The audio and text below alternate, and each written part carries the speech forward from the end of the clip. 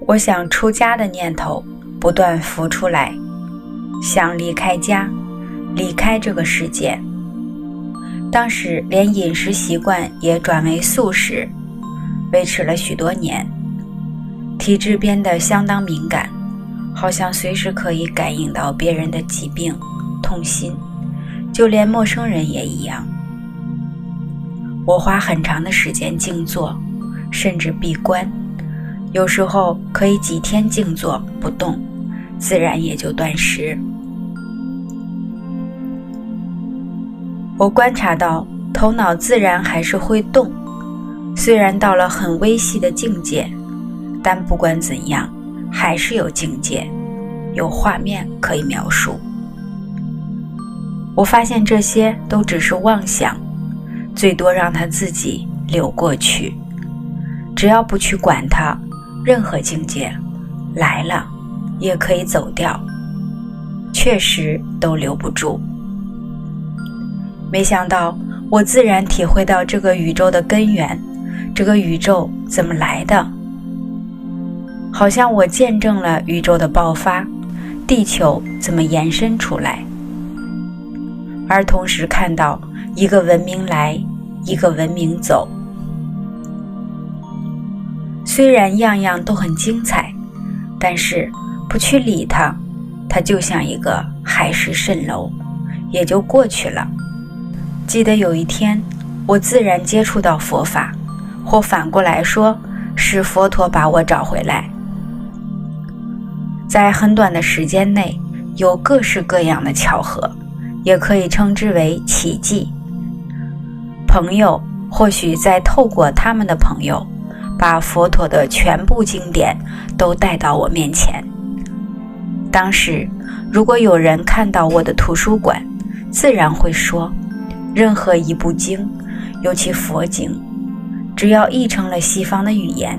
都会在我的藏书里。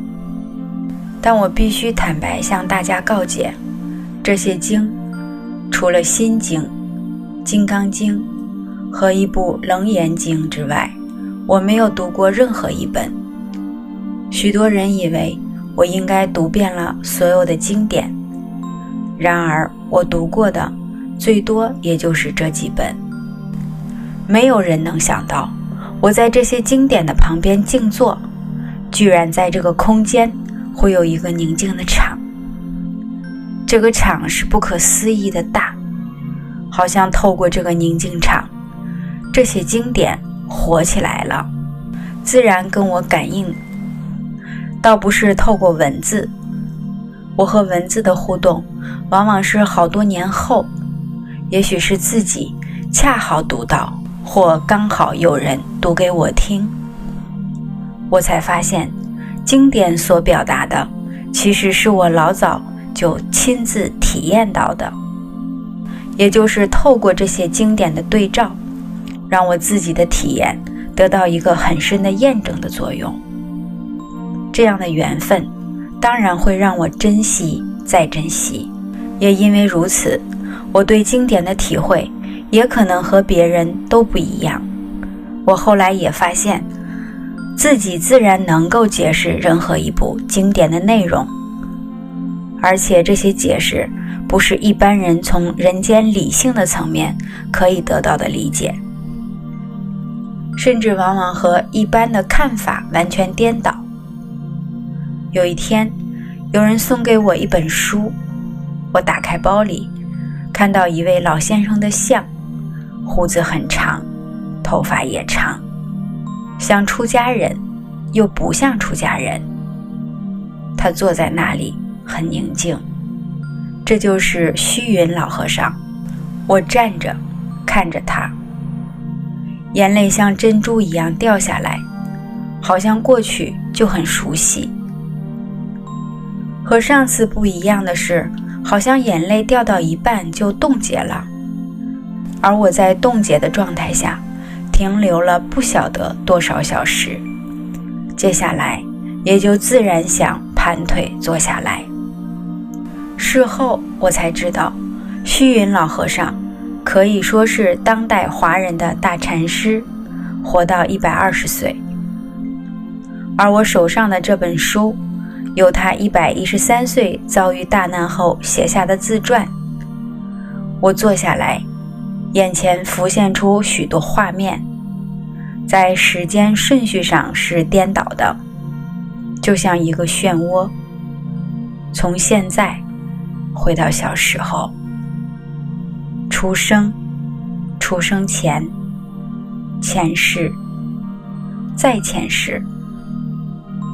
再前世，原始人，野兽，不断地向漩涡带进去，速度很快。突然之间，心经的每一个字浮现出来，每一个字自然和我自己的体验与领悟在对照，就好像每个字活了起来，而每个字都有想不到深的意义。260字，一字一字跟我对照。接下来顺序反过来，从后面往前，一个字一个字浮出来，一直到最后一个字，也就是心经的第一个字。突然身体爆炸了，不是往外爆，而是内爆。不光好像我从头顶劈开，而这劈开是从各个方向在裂开，甚至是粉碎。它突然连脚底下都打开，像地震一样裂开，好像下面是无底洞，剩下的粉碎就从这里掉下去，干干净净，什么都没有留下来。内爆后什么都不剩，什么都没有，连没有都没有，干干净净的。我记得坐下来的时候还不到晚上6、7点钟，睁开眼睛时刚好看到太阳升起，还看得见最后一颗星淡淡的样子和早上浅浅的月亮。我也看到释迦牟尼佛2600年前，他睁开眼睛看着宇宙，就是这个画面在我脑海闪过去。这个经过不光是太突然，我没办法跟任何人分享，也知道没有任何人可以体会，最多在心中不断地向全部的大圣人顶礼，心里明白只有他们会理解。